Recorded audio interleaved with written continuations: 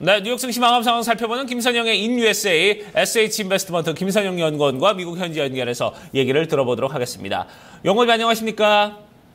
예, 안녕하십니까. 김선영입니다. 네, 자 뉴욕 증시 3대 지수 모두 다 좀 소폭의 상승세를 가져왔습니다. 아무래도 좀 유가의 상승 이런 부분과 또 중국 증시 반등 같이 좀 영향을 받은 것 같습니다. 예, 그렇습니다. 오늘 뉴욕 증시 3대 지수가 모두 강한 상승세로 거래를 마쳤습니다. FOMC의 금리 결정이 하루 앞으로 다가온 데 따른 관망세가 짙어졌음에도 불구하고 3대 지수가 모두 상승세를 보인 것인데요.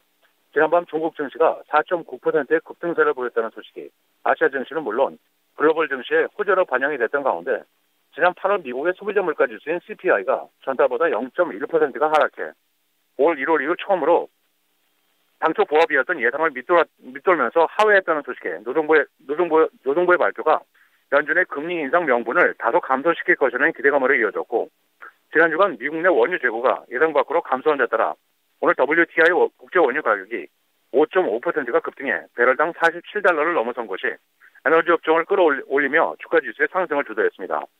한편 골드만삭스의 로이드 블랭크페인 CEO는 최근의 경제 지표와 국제 경제 상황을 볼 때 내일 금리 인상에 반대한다면서 그럼에도 불구하고 인상을 결정한다면 그 이유는 장기간의 저금리 기조를 벗어나려는 충동을 포함한 다른 이유일 것이라면서 미국의 현 경제 상황에 대한 정확한 진단이 먼저 필요하다고 강조하고 있습니다.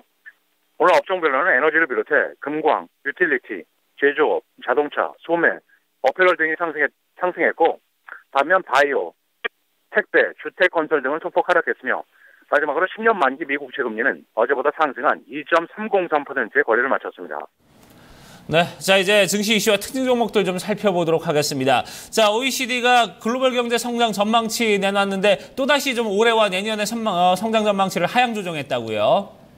예, 그렇습니다. 경제협력개발기구 OECD가 중국과 브라질 등 신흥국의 경기 악화를 이유로 올해와 내년도 세계 경제 성장률 전망치를 3개월 만에 또다시 하향 조정했다는 소식입니다. OECD는 하반기 중간 경제 전망 보고서를 통해 글로벌 경제가 올해에는 3%, 내년에는 3.6%가 성장할 것으로 내다보고 있는데요. 이것은 지난 6월에 내놓은 전망치보다 하향된 것으로 올해에는 0.1%포인트, 내년 수치는 0.2%포인트가 각각 하향 조정된 것입니다.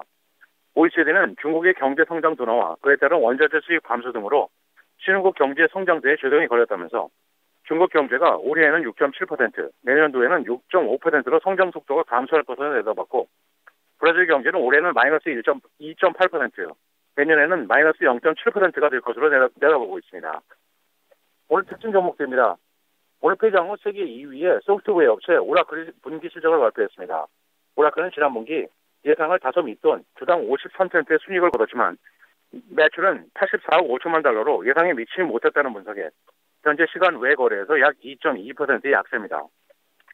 세계 최대 맥주 업체 애나이저부시 인베브는 경쟁사인 SAB 밀러를 인수한다고 공식적으로 발표를 했는데요. 이 뉴스로 애나이저부시는 7% 상승했고 런던에서 거래되는 SAB는 20%가 급등을 했으며 SAB의 지분 27%를 보유하고 있는 미국 최대 담배회사 알트리아는 2.2%의 상승세로 거래를 마쳤습니다. 택배업체 페덱스는 지난 분기 예상을 4센트 하회한 주당 2달러 42센트의 순이익과 전년 대비 5% 증가에 그친 123억 달러의 매출을 기록했다고 밝히며 오늘 3%가 하락했는데요.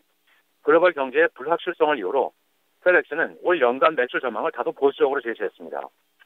오는 11일 분사를 앞두고 있는 IT 업체 힐렛패커드는 연간 27억 달러의 비용 절감을 위해 전체 직원의 10%에 달하는 최대 3만 명의 감원을 할 계획이라고 밝히며 4.8%의 급등세를 보였고 분기 주주 배당을 기존의 31에서 36센트로 5센트 인상한다고 밝힌 마이크로소프트는 0.5%의 상승세를 보였고 마지막으로 증권사 JP모간 체이스가 현재 주가가 저평가되어 있다면서 투자 의견을 중립에서 비중 확대로 높인 데 따라 미국 최대의 초콜릿 업체 허쉬 컴퍼니는 3%의 상승세로 거래를 마감했습니다.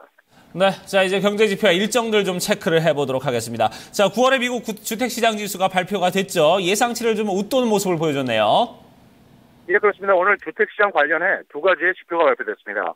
먼저 건설협회 NAHB의 9월 주택시장 지수가 지난 2005년 10월 이후 최고인 62를 기록하면서 증시 예상치였던 61을 상회한 것으로 나타났는데요. 이 주택시장 지수는 주택시장 전망에 대한 건설업체들의 설문 조사를 수치화한 것으로 작년 6월 이후 계속해서 기준선인 50을 상회하고 있습니다. 한편 모기지은행협회 MBA에 따르면 지난 주간 모기지 신청 건수가 이전 주 대비 7%가 감소한 것으로 집계됐습니다. 한국변호는 기존 대출의 재용자를 위한 리파이낸싱이 9.1%가 급감했고 주택구입령 신청은 4.2%가 감소했으며 지난 주간 30년 고정 모기지 금리 평균은 이 전주의 4.1%보다 소폭 하락한 4.09%를 기록했습니다. 마지막으로 내일은 FOMC의 금리 결정을 시작으로 8월의 주택 착공과 건축 허가 건수, 9월의 필라델피아 지역 제조업 지수, 주간 실업성 청구 건수 등의 경제 지표와 라이트에이드, 아도비 시스템스, 그리고 NCBC의 지난 분기 실적이 발표될 예정입니다.